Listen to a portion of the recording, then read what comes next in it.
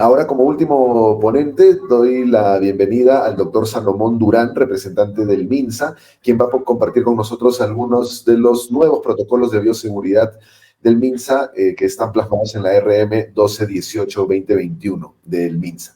Adelante, doctor Durán. Un gusto tenerlo con nosotros. Buenas tardes con todos. Gracias por la invitación para poder aclarar y hablar sobre este tema tan importante que es la prevención y control de la COVID-19. Vamos a hablar sobre el tema prevención y control de la COVID-19 y esto está basado en la resolución ministerial 1218-2021 del Ministerio de Salud. Recordemos de que esta es una actualización de la resolución ministerial 193 que salió publicado en mayo del año pasado, en donde se dictaba cuáles eran las medidas de prevención y control básicas de la COVID-19. Durante todo este año, o más de un año que transcurrió desde la publicación de la resolución ministerial 193, mucho se ha conocido sobre COVID. Recordemos que COVID está presente con la humanidad recién desde diciembre del 2019. Entonces, se conocía muy poco sobre los mecanismos de transmisión y hay bastante literatura que ha salido publicado sobre este tema y el conocimiento avanza día a día. Una de las cosas básicas que tenemos que comprender para hablar sobre medidas de prevención y control es saber cómo ingresa el COVID-19 o este virus, que es el SARS-CoV-2, al ser humano. Hay que recordar de que el virus no atraviesa la piel. Tiene tres puertas de entrada, básicamente. Las dos puertas principales es la mucosa nasal, porque aquí en la mucosa nasal hay unos receptores especiales que van a permitir el ingreso de las partículas virales. De la mucosa oral, aquí también, en la lengua, en la faringe, hay unos receptores especiales que van a permitir el ingreso. Y también a través de la mucosa o de la conjuntiva ocular. No es un mecanismo muy efectivo, pero es posible que se transmita a través de la conjuntiva ocular. Entonces, el virus tiene tres puertas de entrada nada más: la nariz, la boca o los ojos. Una persona enferma, al hablar, al toser, al estornudar, al reírse, al gritar, va a eliminar un aerosol que está compuesto por gotitas o partículas, pequeñas aerosoles de saliva o secreciones bronquiales y que se producen naturalmente. O sea, cada persona, cuando incluso respiramos, producimos este halo de estas secreciones. Si esta persona está enferma, estas pequeñas partículas van a contener el virus y este virus va a ingresar a través de estos puntos de entrada que les he mencionado. De esta manera, lo que se conoce es que el virus puede ingresar a través de estas pequeñas gotitas cuando una persona sana está respirando. Ustedes saben de que nosotros respiramos sin darnos cuenta 11 o 12 veces por minuto. Hacemos el mecanismo de inspiración y expiración. El pulmón está trabajando sin que nosotros nos demos cuenta. Y al momento de respirar podemos inhalar esas pequeñas gotas. El virus también se conoce que puede ser salpicado directamente a la boca o la nariz o a los ojos, aunque esto es un poco improbable, pero puede suceder si es que estamos muy cerca a una persona, y también de una manera indirecta, cuando nosotros tocamos a una persona enferma y la piel de esta persona enferma, por ejemplo, sus manos están contaminadas, o tocamos una superficie que ha sido contaminada con gotas que contienen el virus. En resumen, el SARS-CoV-2 es el virus que transmite la COVID-19, puede ser adquirido a través de aerosoles, a través de las gotas grandes, a través del contacto directo, o sea, al tocar a una persona enferma, y del contacto indirecto si un hospedero que ha estado enfermo ha contaminado una superficie, por ejemplo, una mesa. Vamos a hablar con eso al detalle. ¿Cuál es el problema que ha estado ocurriendo sobre la transmisión de la COVID-19? Lo que ha pasado es que la Organización Mundial de la Salud y los organismos internacionales han cambiado de opinión en el transcurso del año que ocurrió la pandemia. Tengo acá a este lado la reseña científica de la Organización Mundial de la Salud del 9 de julio del 2020, donde decían ellos, afirmaban, y sobre la base de esto se hicieron todos los protocolos en el mundo, de que la COVID-19 se transmitía a través de gotas y a través del contacto directo. Luego, un año después, casi en mayo del 2021, o sea, este año, la OMS junto con el CDC de los Estados Unidos cambiaron de opinión y dijeron de que no, de que la transmisión de la COVID-19 es a través de partículas muy finas de aerosol, o sea, a través de aerosol. Ha habido un gran debate entre los científicos del mundo si era a través de gotas o de aerosoles. Al principio la OMS dijo que era a través de gotas y después cambiaron de opinión y dijeron que era a través de aerosoles. ¿Y eso qué tiene que ver? Esto es muy importante, porque esto explica un poquito por qué hemos cambiado las medidas de prevención de las que teníamos el año pasado y ahora tenemos otras. Esto explica qué es lo que pasa cuando una persona enferma tose. Cuando una persona tose, va a haber unas partículas muy pequeñas que se van a convertir en aerosoles. Estos aerosoles pueden viajar distancias grandes y quedar flotando en el aire, y son lo que las personas sanas van a inspirar cuando están cerca a una persona que está enferma. En cambio, las gotas son gotas un poco más grandes, van a caer rápidamente al piso, no viajan grandes distancias, es decir, pueden viajar aproximadamente 1 metro o un poco más, pero no más de 1,5 metros. Cuando la OMS decía que la transmisión de COVID-19 era a través de gotas grandes o de contacto, ¿cuáles eran las medidas de prevención básicas? Lavado de manos y distanciamiento. Por eso es que la OMS al inicio dijo que la prevención de la COVID era a través del distanciamiento físico de más de 1,5 metros y el lavado de manos. Esto era lo que afirmaba la Organización Mundial de la Salud el año pasado. En mayo de este año, ahora nos dicen de que no, de que hubo un error y que la transmisión de la COVID-19 se hace a través de las pequeñas gotas de aerosol. ¿Y cuáles serían las medidas preventivas para evitar que nos contagiemos por estas pequeñas gotas de aerosol? Es a través de las mascarillas, el uso adecuado de mascarillas, o sea, protegiendo la nariz y la boca, y la ventilación adecuada de los ambientes, porque cuando en un ambiente hay ventilación adecuada, no se producen estos aerosoles. O si se producen, van a ser eliminados rápidamente y arrastrados por la corriente de aire. Como vemos, el gran problema entre la resolución ministerial 193 y la 218 que ha aparecido ahora es el concepto de la transmisión. Y por esto era que quería explicarles esto con detalle. En la 193 que salió el año pasado, nosotros decíamos que la gran cantidad de contagios se producía por estas gotas grandes. Y por lo tanto, el lavado de manos y el distanciamiento eran las prácticas de prevención más efectivas. Ahora, con la nueva evidencia, donde se dice de que los aerosoles explican el 80% de los contagios en la comunidad, nosotros tenemos que enfatizar que el uso de mascarillas de manera correcta y la ventilación adecuada de los ambientes es lo más importante para la prevención. Y es por esto que tuvimos que publicar la resolución ministerial 218, en la cual el concepto cambió y en la cual las medidas preventivas cambiaron en su orden de importancia. Aún así, lo que dice la OMS y el CDC de los Estados Unidos es que dicen, si bien es cierto el 80% de los contagios es a través de aerosoles, hay un 20% que puede ser a través del contacto o por gotas grandes. Como les había mencionado, la transmisión por gotas grandes puede ser evitada a través del distanciamiento, puede ser evitada a través del lavado de manos, porque las superficies se pueden contaminar y yo llevarme con mis manos sucias involuntariamente a mis ojos o a mi boca o a mi nariz el virus, y de esta manera podríamos evitar contagiarnos de COVID-19. Se ha detectado de que hay otras sustancias corporales que pueden contener al virus, pero ninguna de ellas se ha demostrado todavía que contagie. Por ejemplo, no se ha demostrado de que la COVID-19 se contagia a través de la orina, de las heces, del plasma o de la sangre. Si bien es cierto, se han encontrado partículas virales en estas sustancias, no se ha demostrado todavía que ese sea un mecanismo de contagio.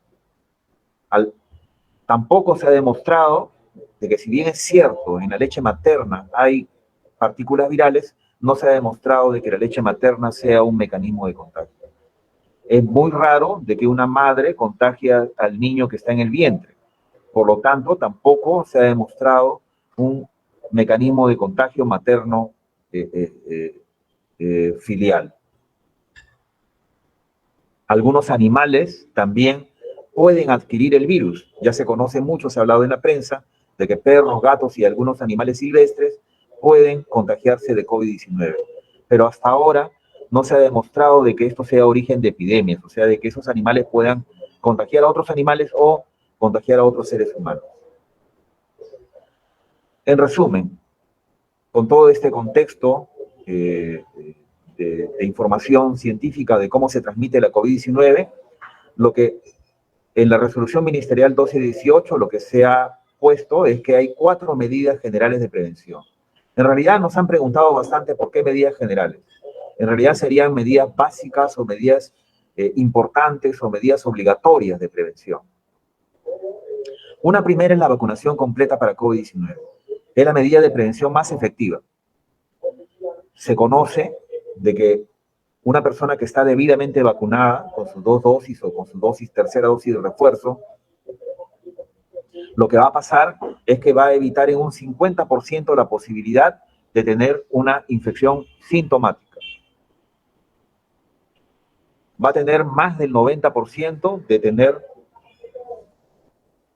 va a evitar más del 90% la posibilidad de tener una enfermedad grave o incluso morir por COVID-19.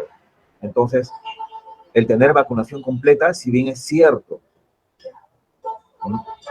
disminuye bastante la posibilidad de yo tener una enfermedad grave, hay que aclarar también esto, no disminuye al 100% la posibilidad de que yo me contagie de COVID-19.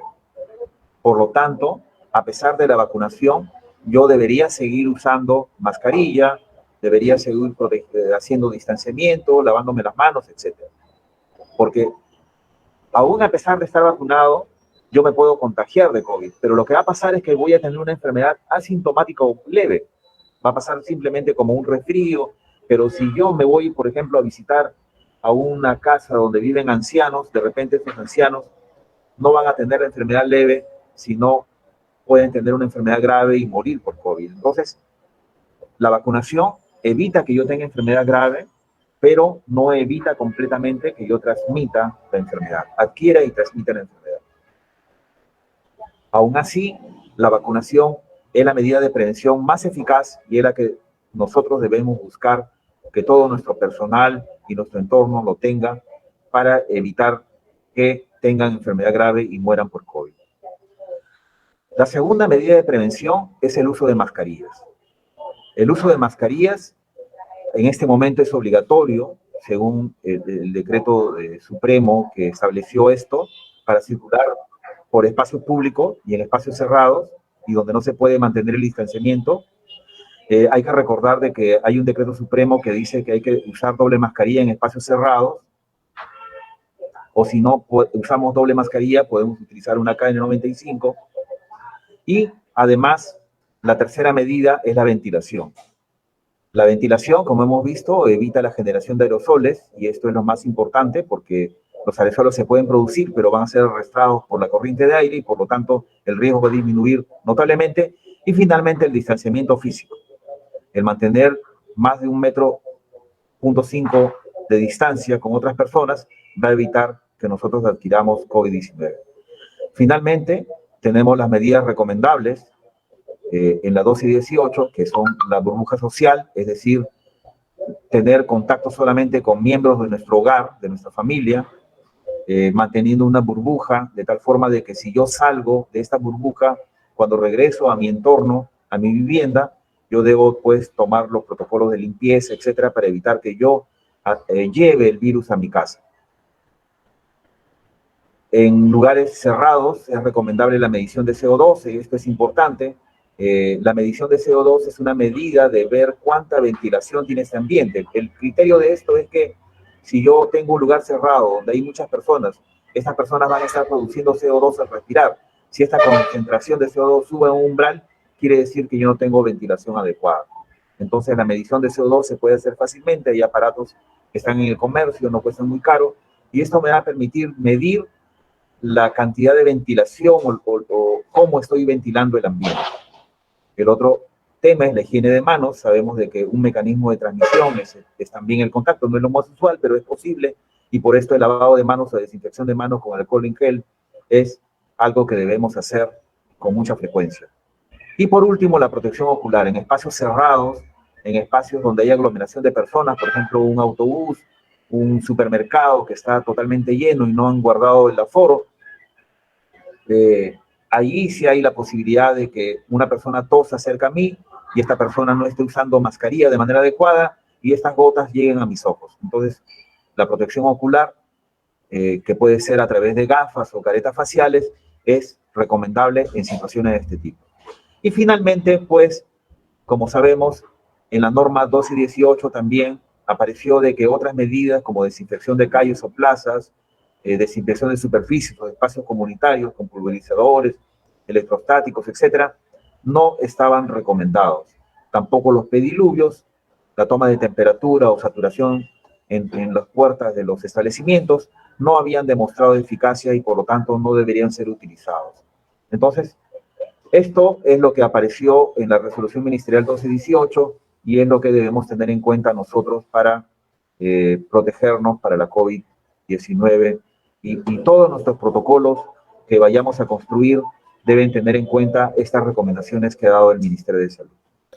Muchísimas gracias al doctor Salomón Durán, representante de MINSA, por tan clara explicación y precisiones de por qué se vienen estableciendo estos protocolos de bioseguridad expresados en la RM y aclarando también algunas dudas. Como sabemos, esto se discute y se analiza permanentemente. Ya vemos como la propia OMS ha variado un poco sus recomendaciones en base siempre a evidencia científica y esto va cambiando, ¿no? Entonces, gracias nuevamente, doctor Salomón, por su participación y siempre el trabajo articulado entre los órganos rectores, tanto del sistema educativo como del sector salud, en materia de salud pública, es fundamental y sigamos trabajando juntos en esa medida. Bien, estamos llegando ya al final del webinar. Quería nuevamente, a nombre del Ministerio de Educación, agradecer a todas y todos quienes se han conectado, más de 800 personas de todo el país conectadas, transmitiendo sus comentarios, sus dudas, sus preguntas también sobre el proceso. Sabemos que es un tema sensible, sabemos que es un tema complejo, y que hay muchas dudas también porque si algo ha caracterizado la pandemia es también el temor y la incertidumbre. Felizmente cada vez más aprendemos del comportamiento de la pandemia, el doctor nos ha aclarado muchas cosas y tenemos que basarnos siempre en evidencia científica. La ciencia es fundamental para generar confianza, para no vivir con temor o con miedo y tener protocolos claros de prevención y de seguridad. Con ello yo quería cerrar tal vez con 4 ideas, fuerzas sobre lo que hemos aprendido juntos en este webinar que tenía precisamente ese objetivo, ¿no? El primero es que esto es un proceso de aprendizaje constante y ya desde el 2020 venimos aprendiendo de experiencias de retorno en nuestro país. 830 instituciones en el 2020, estamos casi en las 18.000 que ya han retornado el 2021 y la conclusión que queda clara es que si se implementan los protocolos, si se cumplen las medidas de seguridad, las escuelas pueden ser lugares seguros. No hemos tenido casos de contagio en las propias instituciones educativas que generen afectación, fallecidos y mucho menos. Han habido algunos casos de contagio comunitario, pero que se han cumplido los protocolos. Eso es importante para generar confianza en la necesidad de un retorno seguro. Es importante también señalar que el Estado, el Ministerio de Educación, con mucho esfuerzo ha transferido recursos, tanto el 2020 y este 2021, y se hará así el 2022, a recursos de mantenimiento a los directores de todo el país para garantizar condiciones mínimas de bioseguridad e implementar los protocolos. Eso no va a resolver los problemas enormes de infraestructura y la brecha de infraestructura que tenemos en nuestro país, por supuesto que no, pero por lo menos nos permite garantizar condiciones mínimas para ello. Así que directores, directoras, acelerar la ejecución de los recursos de mantenimiento, adquirir los kits, coordinar con la UGEL para la distribución de mascarillas, eso es importante y son recursos públicos que hay que utilizar bien. El segundo tema es ver los cronogramas. La norma 458 establece que las regiones, que tienen además la competencia de gestión y de gobierno de la educación en sus territorios, tienen que publicar lo más pronto posible estos cronogramas. Entonces, instar desde aquí a las autoridades regionales, a la Asamblea Nacional de Gobiernos Regionales, a las DRE, a la SUGEL, a acelerar ese proceso y publicar lo más pronto posible estos cronogramas, porque ello da transparencia, predictibilidad y permite que las comunidades educativas sepan desde cuándo van a poder retornar, ¿no? Hay muchas preguntas en ese sentido. Recordemos, los protocolos, los cronogramas son para las instituciones que están habilitadas en el SARES. Eso es muy, muy importante. Lo tercero es que hay que cumplir con las medidas de prevención que ya el doctor nos ha establecido y estar evaluándolas permanentemente. Es importante acelerar el retorno este 2021, ¿no? No esperemos hacia el 2022 para preparar las condiciones. Lo que se pueda avanzar este 2021 va a ser fundamental para nuestros estudiantes, priorizando el quinto de secundaria y el cuarto del ciclo avanzado, como ya nos explicó Estefanía. Mayra nos ha dado toda la ruta. Es importante avanzar ahora para además preparar las condiciones, ver, por ejemplo, el uso de las carpetas de recuperación, ver cómo va a ser este modelo híbrido de aprendizaje 2022. Aprovechemos el tiempo que queda en este diciembre y el inicio del próximo año para ello. Eso es un mensaje clave, aprendiendo además de las distintas experiencias territoriales y construidas desde los actores. Eso es fundamental. Y termino señalando que este proceso de retorno a la escuela pública semipresencial y presencial, eso es importante, lo preguntaban también, la 458 ya habilita poder ir 5 días a la semana en modalidad presencial, máximo 4 horas, eso lo establece la 121, lo explicó también Mayra, pero es importante ello. Decía que este proceso de retorno tiene que permitir unirnos desde las distintas miradas, voces, territorios, desde nuestra diversidad, con un objetivo común, que es garantizar el acceso al servicio educativo y al derecho a la educación a nuestros estudiantes. Eso es lo principal. Entonces, construyamos hacia ese objetivo común, más allá de las distintas perspectivas o distintas realidades que tenemos, que son parte de nuestra sociedad y de nuestra naturaleza como país, ¿no? Entonces, aprendamos de las experiencias de los colegios públicos en ámbitos rurales, también de los colegios privados. Son miradas distintas, pero todas suman, ¿no? Mientras menos polarizados estemos y enfrentados estemos, mayores objetivos como comunidad vamos a lograr. Eso es una reflexión y un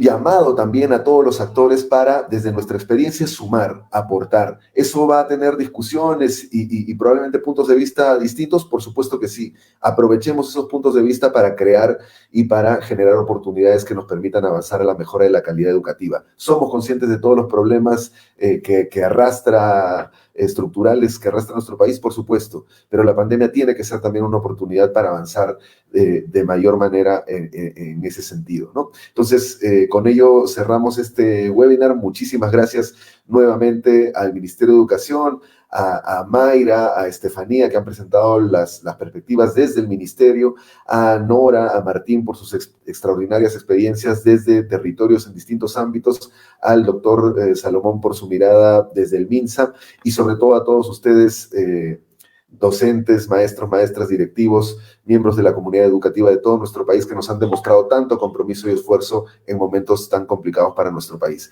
Sigamos avanzando en esa perspectiva, cada uno sumando desde lo que nos toca, y estoy seguro que vamos a lograr los objetivos planteados.